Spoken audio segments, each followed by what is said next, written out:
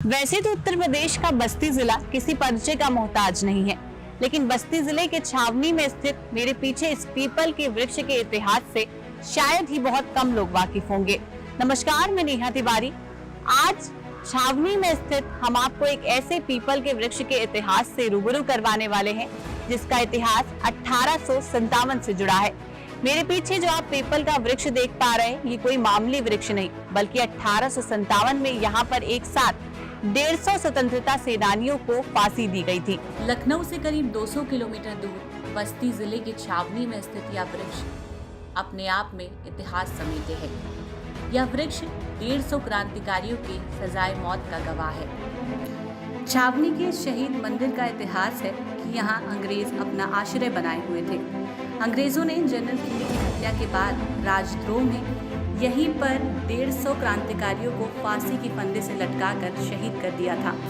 Highway किनारे आज भी यह पीपल का पेड़ अपने गौरवमयी इतिहास के साथ हरा भरा खड़ा है। इस वृक्ष के नीचे आते ही लोगों का सिर श्रद्धा से झुक जाता है। जिस समय इन क्रांतिकारियों को फांसी दी गई, उस समय राज्य में राजा जालिम सिंह का राज था। अंग्रेज झांसी से लेकर के बस्ती तक के जिन भी स्वतंत्रता संग्राम सेनानियों को पकड़ते थे, चूंकि छावनी का इलाका वीरान था और सरजू के नाते आवागमन की सुविधा नहीं थी, एक तरह से जंगल था, इसलिए उन लोगों ने उसको अपनी सुरक्षा के दृष्टि से छावनी बनाई थी और बाहर से ला करके पकड़कर उस पीपल के पेड़ पर जिंदा टांग देते थे।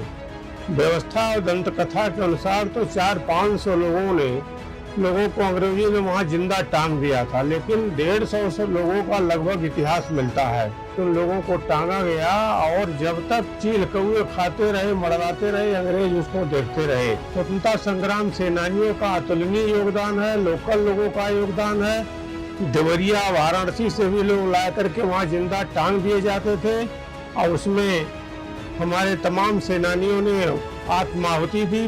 राजा की मृत्यु के बाद सन 1853 में जब वीरांगना रानी तलाश कुंवरी राज्य की गद्दी पर बैठी, तो अंग्रेजों ने सोच लिया कि महिला शासक निर्बल होती है, तो क्यों न राज्य पर चढ़ाई कर दी जाए और उसे जीत लिया जाए। अंग्रेजों के समय में यहाँ अमोड़ा के राजा हुआ करते थे, राजा जालिम सिंह, और उनकी रानी जो महारानी थी, उनका नाम था रानी तलाश कुंवरी।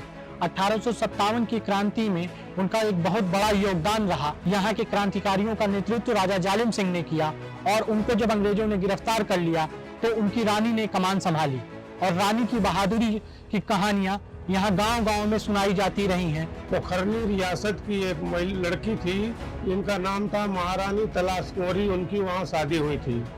दोनों ने संयुक्त रूप से 1857 और उसके बाद अंग्रेजों को छक्के छुड़ा दिए।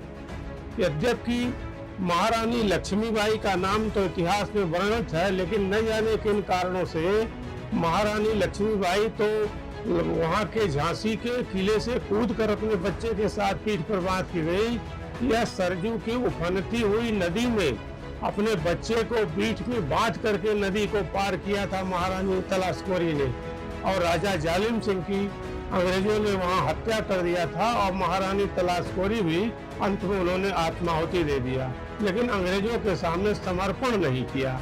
लड़ाई के बाद जब रानी को इस बात का एहसास हुआ कि अब इनसे जीत पाना नामुमकिन है, तो उन्होंने अपने समर्थकों को बुलाया और उनसे कहा कि मेरे शव को इस तरह छुपा देना कि अंग्रेजों को पता न चले।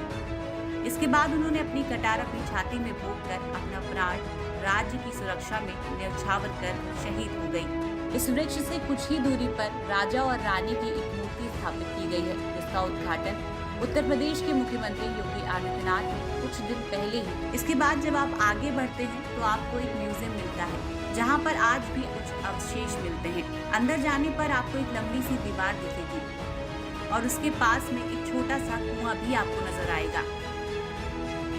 इसके साथ ही साथ इस म्यूजियम में ऐसी बहुत सी चीजें आपको नजर आएंगी जो आपको 1853 की याद दिलाएंगी। यह म्यूजियम आने वाले दिनों में पर्यटन स्थल की तरह स्थापित किया जा रहा है। फिलहाल के लिए इतना ही, कुछ और नई जानकारी के साथ हम फिर मिलेंगे। नमस्कार।